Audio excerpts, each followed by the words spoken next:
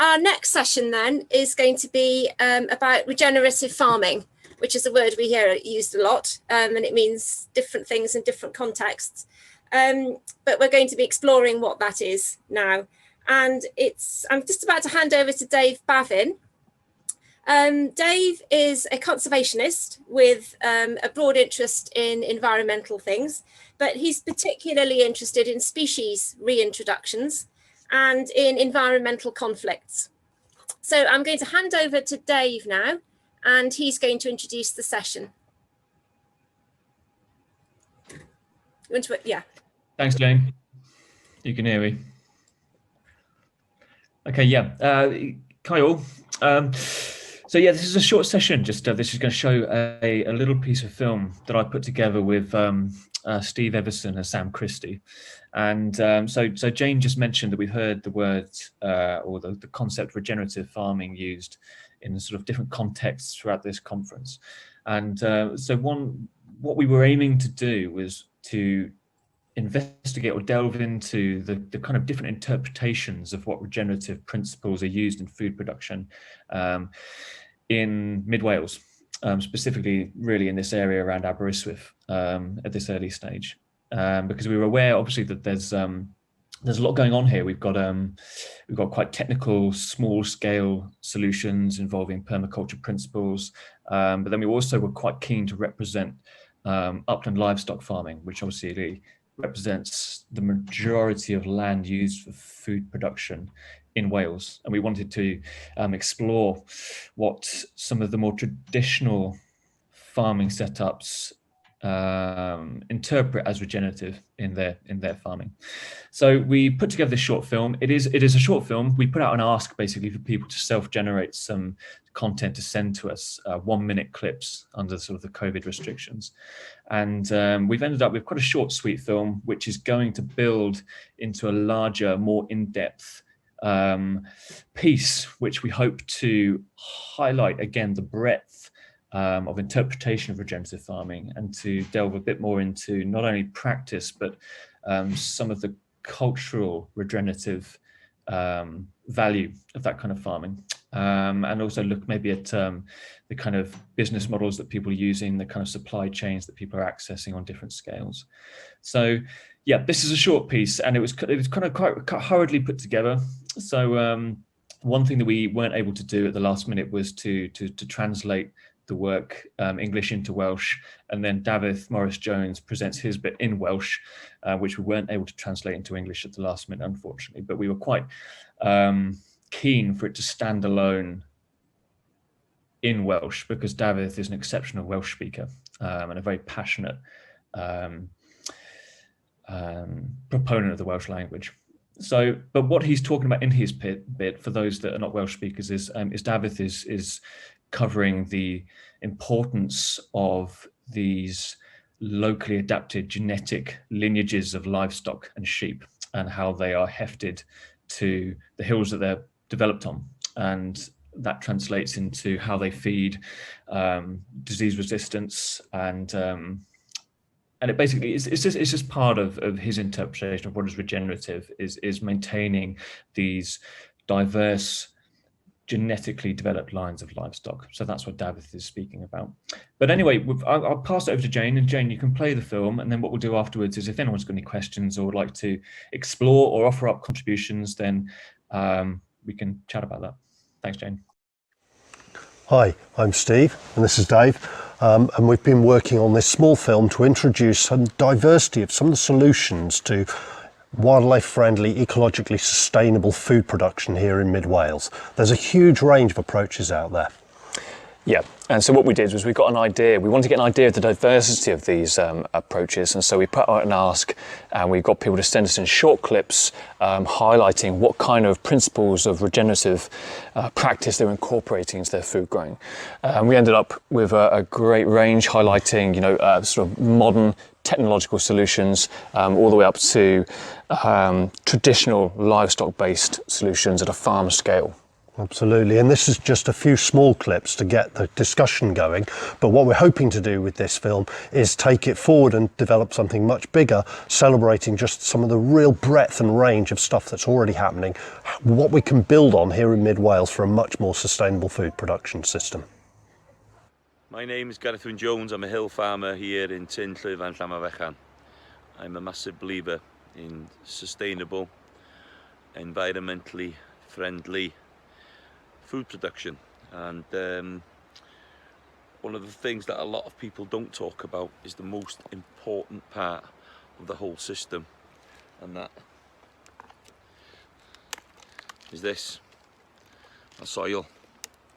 And up here we have a very thin layer of topsoil, so we have to farm very differently. We can't intensively graze our uplands.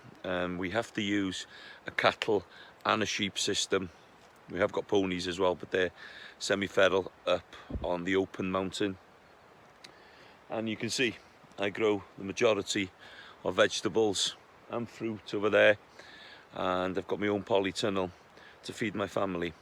And without the livestock that's producing this fantastic FYM, this farmyard manure, I couldn't grow these.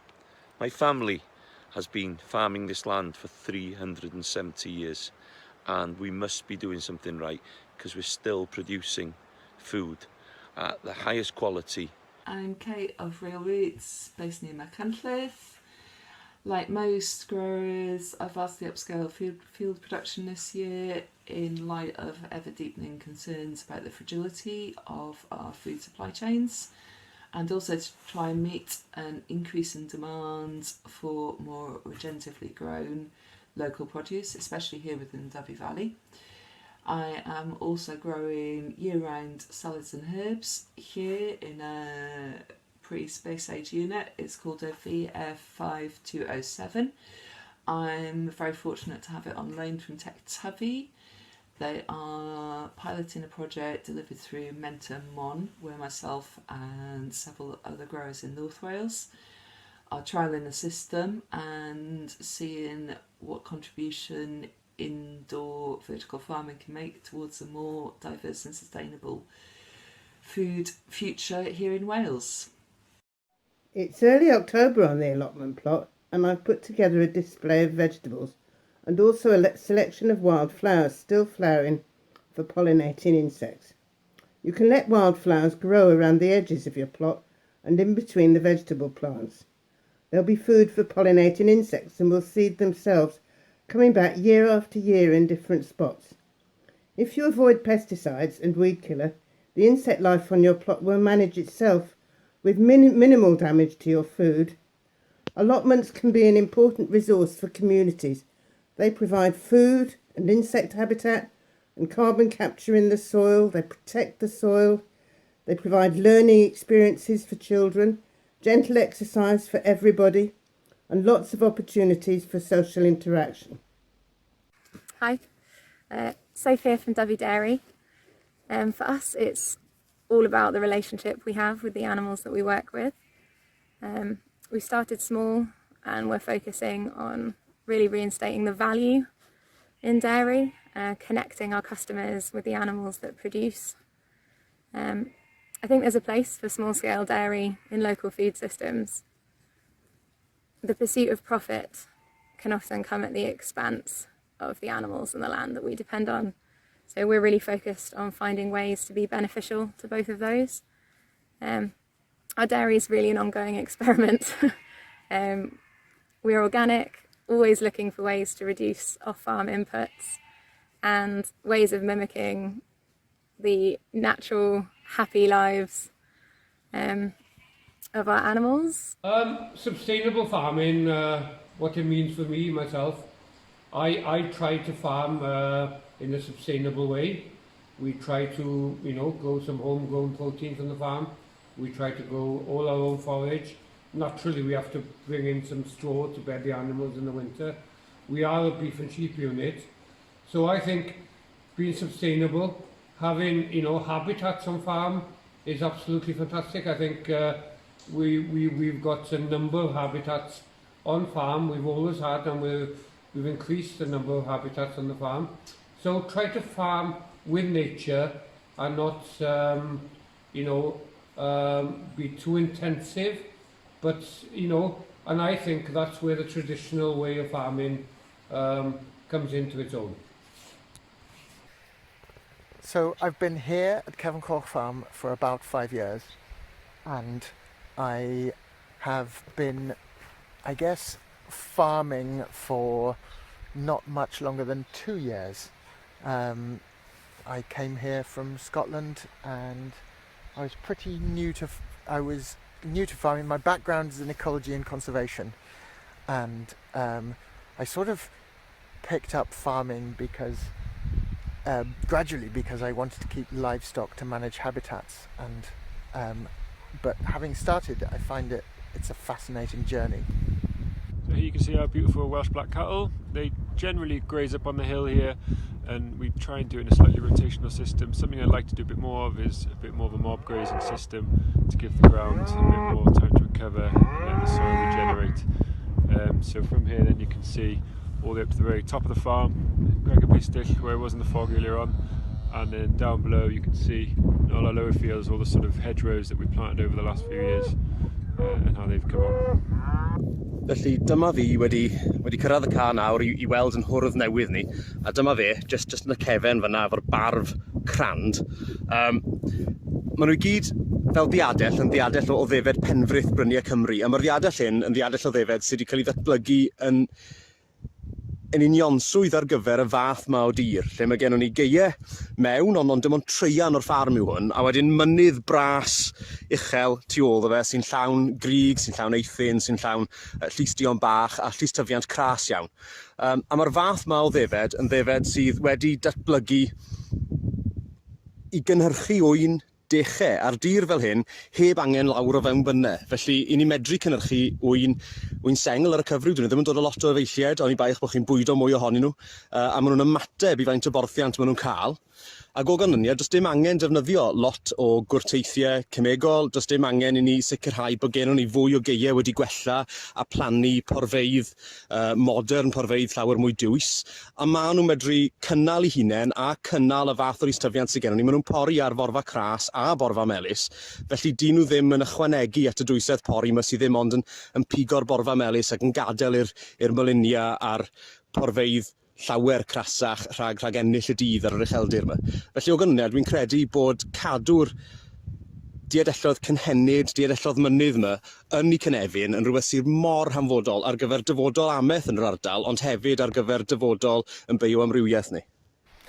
One of the ways that I'm trying to get more trees onto the farm, whilst keeping the fields open for grazing, is to plant more hedges like this one here. So eventually the plan is to divide this field up into lots of smaller paddocks with hedges like this. The divisions will help me with rotational grazing. We've also done a huge amount of double fencing over the last few years, planted miles of hedgerows. Hedgerows have a bit of a win-win really. They're brilliant habitat as well as being really good shelter for the stock from wind, rain, snow and sun on a hot summer's day. So this is a more mature hedge we put in a few years ago. Could do with a bit of management by now. I'm experimenting with species of nut tree to find which ones will grow well in the Welsh climate. These include walnuts, which we have here, chestnuts, monkey puzzle, ginkgo, Japanese walnut, which grows very well here, hickory pecan hybrid, and of course hazelnuts. The advantages of growing nuts is that they only need planting once, they have quite a high habitat value, they lock up carbon, and they're a high value in terms of nutrition and money tree crop. I'm on a mission to find more nuts to grow this year, so please do call me if you know of any good trees that produce good nuts. Thank you very much. And the species are quite mixed, so we have quite a bit of hawthorn and blackthorn, but also crabapple, dog rose, oak, birch, willow, wild cherry, know there's more. Rowan, lots of native species, all the native species that we think would be suitable for this place. Hazel, lots of hazel as well. So we planted a lot of trees over the last couple of decades. This is an area that was fenced off in 2012. We planted lots of soft fruit trees, apples, pears, plums, cherries, as well as a variety of native species of woodland, just to create a little wildlife sanctuary, and also lots of soft fruit to enjoy harvesting in the autumn. I think we have to get that message out there. We have to stop being a throwaway society, and we have to start thinking where our food's coming from, how it's produced, and making sure that everybody has that understanding, and everybody has a freedom of choice to buy what they want and to have an understanding of how that is produced.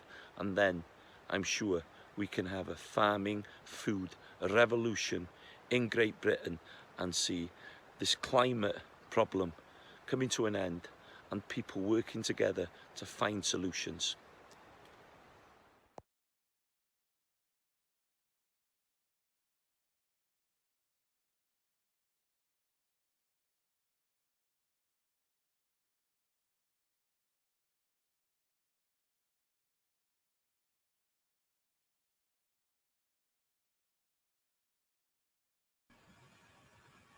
Okay. Thanks for watching.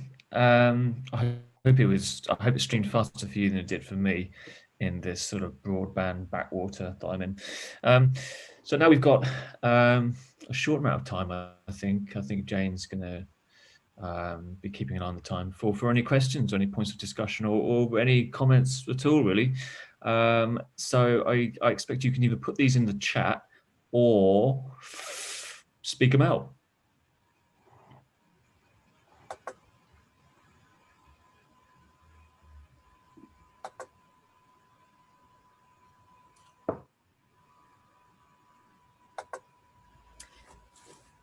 Since nobody's asking a question just yet, I'd ask Dave how you chose the farmers to take part, because you've got a really wide range of very different sorts of farmers there, and I just wondered how you went about recruiting everybody.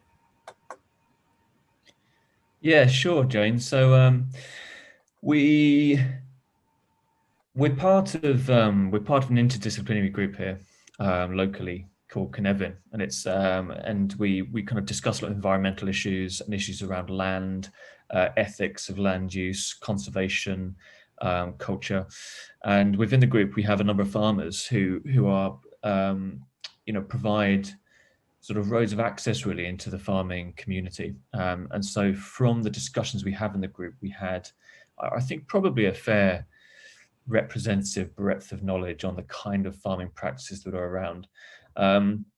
We were quite, at the time we were discussing permaculture and regenerative farming, and so we thought if we put out an ask, we might receive quite a lot of input from the sort of burgeoning horticulture movement and some of the more small-scale organic farms. So we were very keen to make sure that some of the larger scale livestock farmers were included, some of the more traditional farmers.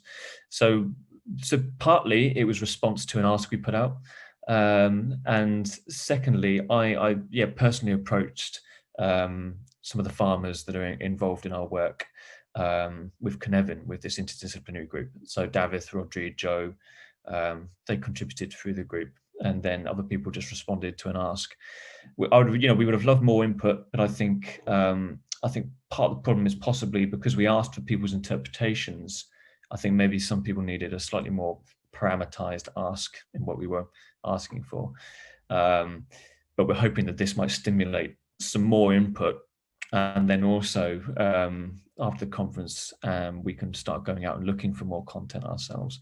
And yeah, if anyone's got any ideas or about areas we omitted, of which there will be many, then please do get in contact. I mean, there's certain things like, for example, aquaculture and the harvesting of wild meat. There's lots of elements of, I guess, food acquisition and growing that could be included in this. So there's a huge scope for us to build on this. So I go to the chat, Jane. We've got a few questions. So, all right, well, Geraint's question is, do you think policymakers realise the importance of well-managed herbivores in enhancing ecosystem function? Yeah, that's something we chew over a lot, Geraint. And I'm not sure that it is. I think we've got a couple of guys involved in the group who would do a lot of work with Welsh Government in shaping, you know, the new environmental schemes and doing a lot of consultation on the government's behalf. And I don't think the role of extensive agriculture in carbon sequestration and in habitat management is appreciated necessarily. I think, and particularly in conservation, I think that there was a bit of a dogma over the last couple of decades associated with overgrazing, and I think actually there's a lot of nuance detail to do with grazing, and I think there was a bit of a rush then to reduce livestock on the hills, which I think has possibly been detrimental then to the biodiversity up in the hills. So I think it is perhaps underappreciated, the role of livestock, particularly. So one question that you know, I would often naively put to some of the guys farming the uplands is, well, why can't you grow more veg? Why don't you grow more crops? Why don't you have polytunnels? And it's simply down to the, well, it's instability of the climate and the fact that, you know, these extensive pastoral systems have been successful and has been developed over thousands of years and have been quite successful and resilient in that time because they're well suited to the environment, and actually they can be inherently sustainable. So yeah, I think that it is underappreciated, the role that you know, effective livestock farming can have in the uplands. Thank you. Cheers.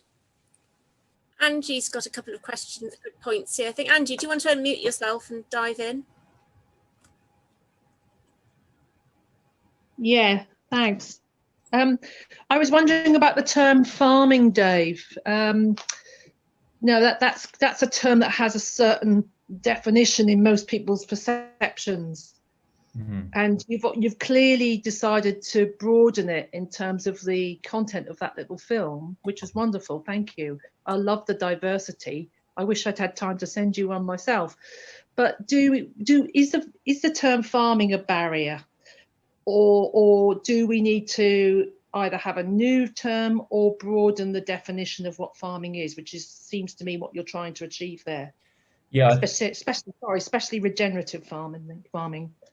Yeah, I think your latter point would be where I'd be going with this. So I think when we put the ask out, I don't actually think we used the word farming. I think we asked for people to provide you know, a short clip in, you know, talking about their interpretation of regenerable food growing, I think. And so in food growing, I think we tried to encapsulate farming, which I think probably is broadly interpreted as you know, a profitable model of harvesting food, whether that's meat or whether that's through horticulture. But I think there's a lot of people doing really good small scale stuff, which is not necessarily profitable in the market, but is extremely beneficial when it can be set up in terms of like a CSA or you know, providing really small scale local markets.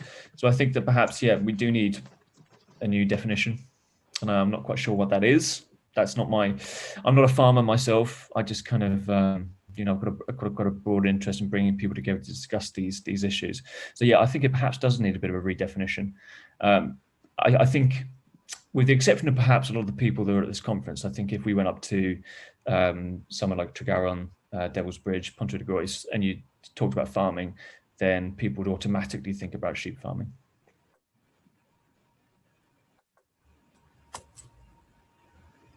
Great, thanks, Dave. Are there any more questions or comments? Is anybody inspired to send video of what they do on their farms or gardens, I should say? Definitely. Yeah, please do. I mean, obviously what we were highlighting is so diversity. So I mean, our kind of our little mantra is diversity is good. Anything that increases diversity is good. Anything that generally decreases diversity, we would think is maybe not so good. So what we were aiming to highlight is that there exist a diversity of methods and solutions which can contribute to a really sustainable food production in Wales. They're out there. And what we're seeking to do is get them on film and highlight them and try and inspire people by showing off some of these methods.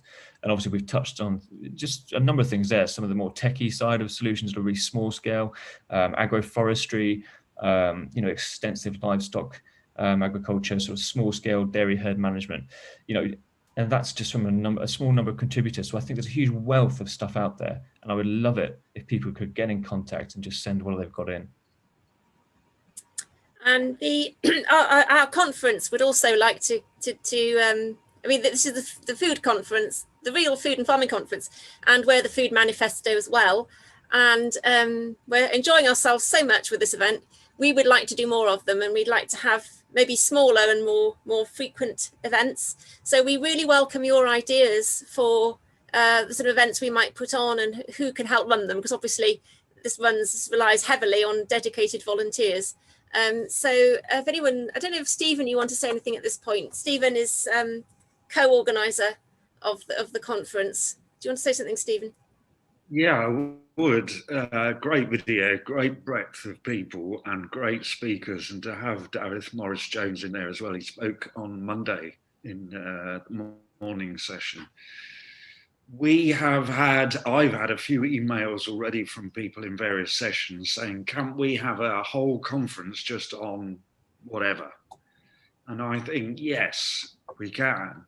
And we could mix it up, and we could have people working together across Wales, digitally and in person when the time allows, to actually look at bringing in what we used to call consumers, we now quite rightly just call people or citizens, as well as educators, as well as food producers, be they farmers, growers, whatever, so that we all start to appreciate a little bit more of what the other people are having to do. And so that we can also develop things like, basic things like developing our own taste, our palate. Many years ago, when I stopped taking sugar in drinks, somebody made me a fresh coffee. I'd never had one before. I was a lot younger than I am now. And they boiled the milk and it sweetened it. I know that just sounds so ordinary today, but in the late 70s, early 80s, that for me blew my head off. Anyway, since then, I now make my own pickles and all sorts, but if we can start to help people appreciate food because it smells good, because it tastes good, not because it looks like some kind of plastic thing on a shelf. But to do that, I think we may have to go in steps. So the conference is asking everybody, you are the conference, to put your ideas into the pot. And as Jane says, if you could also put some energy in there too. That's fantastic. We are actually out of time now. This was a lunchtime bite-sized session, and we've bitten off as much as we can chew. Do you want to say a few final words, Dave? Yeah, I just want to add something quickly as well. So one thing we were keen to capture, which we didn't, I don't think we did in this film, but we would hope to in a longer one, is the cultural regeneration associated with food growing and food production. So we're very, very keen, for example, to capture what people are doing in their food growing, which is really bringing people together, providing societal benefits for getting people out and about, knowledge exchange, skill exchange, the passing on of traditional information, this kind of stuff. We're very keen to capture that as well, because that is part of the picture. So again, if anyone's got any ideas or feels inspired or wishes to contact me on that front, again, really appreciate that. Thanks. Great. We've actually got till, I'm just setting up the green room now for the next session. So those people who are already here for the next session, you're about to get an invite to go into the green room. But the rest of us, we can stay and have a bit more of a chat about this if we'd like. So I'm going to send you off to the green room now. Whoops, those people who are in the next session. And there we are. Okay, right. So does anybody want to say anything? Sorry, I've anyone want to say anything more about what Dave was saying about Angie had a nice point about tasting terroir in our food. And agroecology as well, yeah. So Angie, do you want to speak? Yeah. Yeah, tasting the terroir. I was listening to I think it was a Farmerama podcast the other day, and I can't remember who it was. I can check it out, but she actually introduced. They were doing a local foods tasting, but she invited people to safely these days with risk assessments and everything, taste the soil if they wished to taste the soil. And she was talking about how you can taste the different soils in different foods. And of course we know that grape producers do that, but I thought that just happened in France, you know. And just the idea that you can have very similar foods, but they are all the same foods or same produce, but it tastes slightly differently because of the soil in which it's grown. So even within Wales, we've probably got, you know, we could talk about varieties of apple, for example, just as an example. But it's not just a varietal taste, it's a taste of place. And I would love it if we could explore that more, Dave. And then you talked about the cultural side of things, and I think I've shared with you Chris Dixon. Chris Dixon's not here, is he? Because he has talked about the going at the agricultural shows, the old agricultural shows, which we still have such a wealth of in Wales. And in the days when he was visiting, seeing the judges and the way the judges talked about the produce or a piece of craftsmanship, like a sheath that was meant to hold sheep shears. They were teaching others through how they shared what they were looking for as a judge. So I just love that, because it's coming into people's everyday lives. Yeah. Thanks. Yeah. Thanks, Angie. Yeah, there's I mean, there's lots of people just with a huge depth and breadth of knowledge, and we just need to find a way to find some mechanism to get that passed on. I know obviously within sheep farming, a lot of that would happen at the marts, you know. But we've got people like, for example, you know, Bob Shaw, Angie, and Jane, you'll know him. I think everyone knows Bob, don't they? Who doesn't. A lot of his food production and woodland management is all used through traditional handheld tools and practices, which he has developed to a stage where they're not, you know, he can still manage his woodland in a financially productive way, whilst essentially being sort of a zero carbon emitting business. And it's that kind of stuff. And I think people like Tircoed are sort of making strides in the direction of getting this kind of information out there and putting people in contact with these mentor figures. I think there's a huge role to be played there to bridge that intergenerational gap and get some of these skills passed on. I think it's important. So one thing that me and Steve, or Steve in particular, was quite keen to impress is that we want to look at the best of historical practice, which has been made resilient over time by virtue of existing in a harsh climate, but also turn towards what is new, based in our kind of increasingly maturing understanding of agroecology systems and perhaps technology as well, and try and find the best elements of both and see how they fit together and see where those cross-fertilizations can be. Rodri, you want to add something, mate? Minutes work. Yeah, sorry, I came in a bit late. Yeah, I was just watching the video back, and it struck me one thing being in it, when one of the reasons I was sort of ruminating on about why you thought people didn't send you as many things as you expected. I think when you asked me, it's quite hard, as soon as you see the sort of regenerative agriculture title, it's quite hard to think as a farmer, how do I fall within those parameters? So I look sort of comparing what I'd said to what Gareth and David had said. I very much was focusing on, you know, tree planting I've done in the last few years, and when I think of regenerative, that's probably first where I think.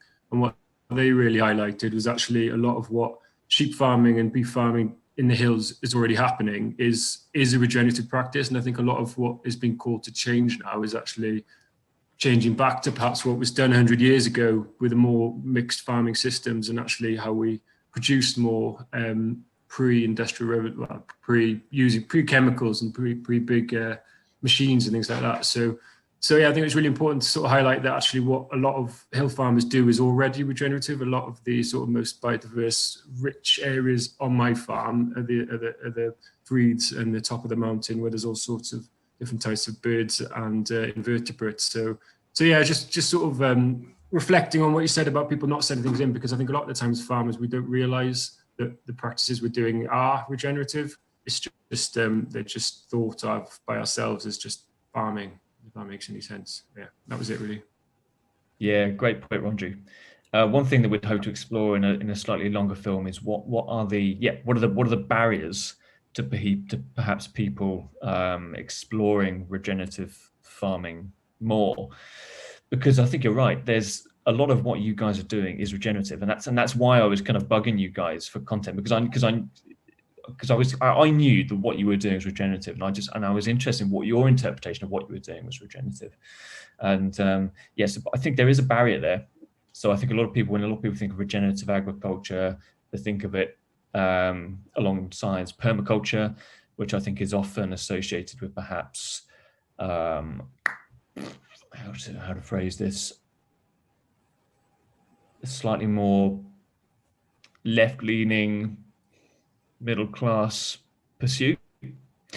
And so I'd quite like to pursue and explore what the barriers are for a lot of people in perhaps really exploring and embracing more regenerative principles in food production. And I think one of it is going to be, like you said, the perception of what is regenerative.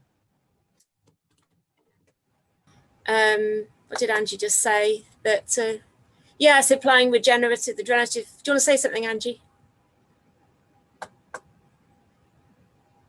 Not at this late stage. Just to say, obviously, regenerative applies to everything. So you could be having regenerative land use, but slaving away and not regenerating yourself and your family, and that's really, really important that we all take a holistic view. Yeah, it's such an important point, isn't it? Yeah. I'm just. It'll never be sustainable, will it? If you don't look after yourselves, and you're not, as you say, applying those same principles to yourself, it can't be sustainable. Okay, great. I'll take the spotlight off you, Dave. Thanks ever so much. That was really good. And look forward to catching up with you later. Bye-bye.